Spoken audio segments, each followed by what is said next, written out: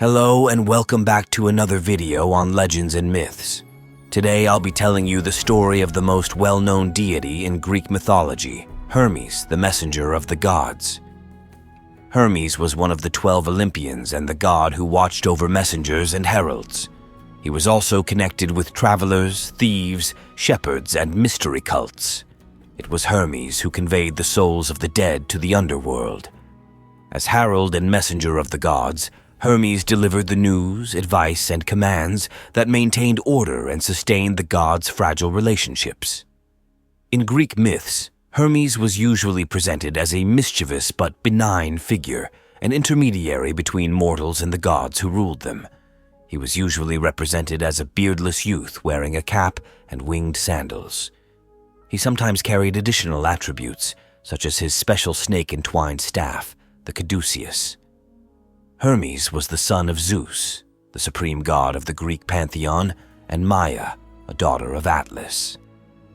In most accounts, Maia bore and raised Hermes on Mount Selene in the region of Arcadia.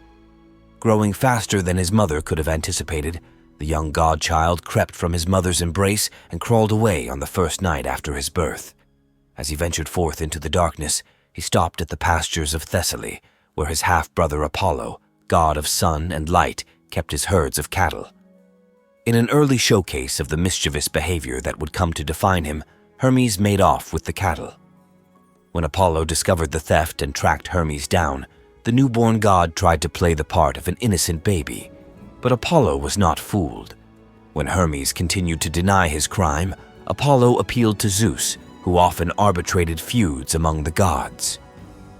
Finding Hermes guilty, Zeus ordered the young god to return the cattle. Cornered, Hermes had invented an instrument called the lyre for the sun god Apollo. To invent the lyre, Hermes killed a tortoise and scooped the flesh out of its shell.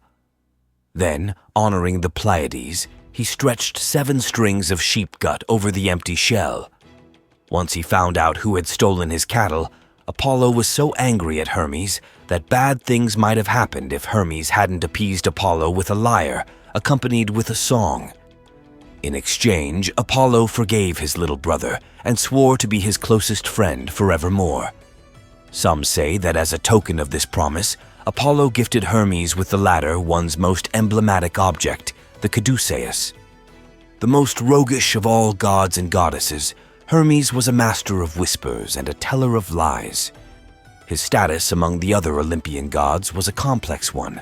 Though one of the 12 Olympians himself, Hermes was also the messenger of the gods, representing communication between the powerful, remote gods and the mortals whose lives were often at their mercy. Hermes did not have a wife. More than almost any other god, he stood out as a loner, often more at home in the rough world of scrappy mortals than in the unchanging blissfulness of Olympus. By comparison, even Hephaestus, the gruff cripple, was married, albeit to the unfaithful Aphrodite. However, Hermes certainly pulled his weight among both gods and mortals. When the giants attacked Mount Olympus, Hermes fought alongside the other gods and goddesses, killing a giant named Hippolytus. Some stories also credit Hermes as an inventor of fire, for it was Hermes who discovered how to kindle a flame using friction by rubbing sticks together.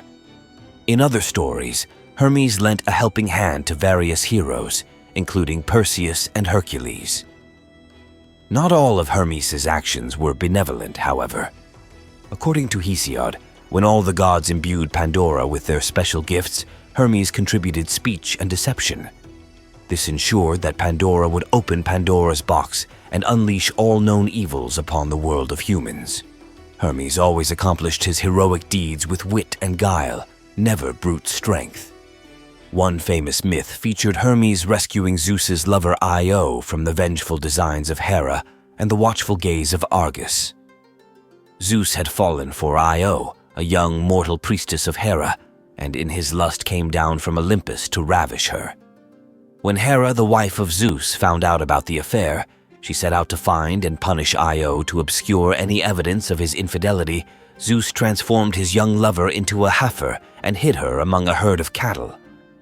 Hera discovered the ploy and ordered Argus, a giant with many eyes, to watch the herd until Io revealed herself.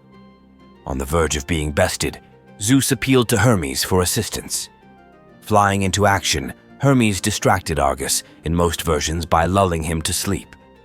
When the all-seeing giant finally closed all of his eyes in slumber, Hermes killed him with either a stone or a sword. There are different versions.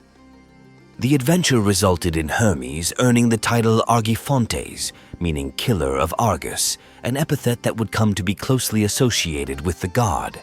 As the chief herald and messenger of the gods and goddesses, Hermes wielded the enormous power of information. Nowhere was this faculty better exemplified than in the Homeric epics, the Iliad and the Odyssey.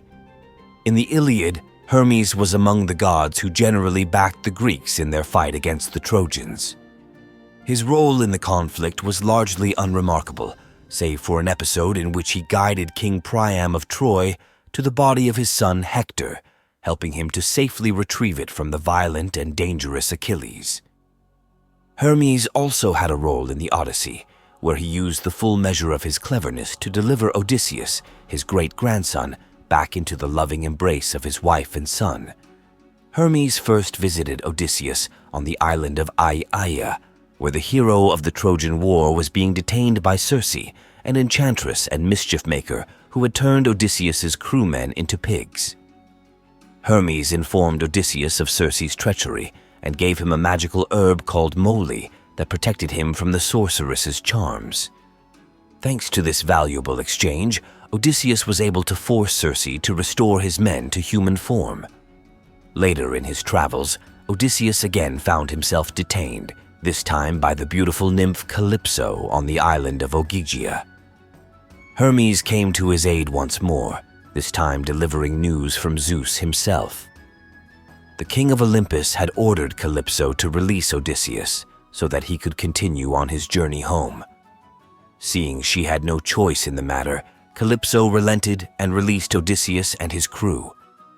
When Odysseus finally returned home to Ithaca, he killed the opportunistic suitors who, by seeking Penelope's hand in marriage, had sought to usurp Odysseus's role as patriarch of his family.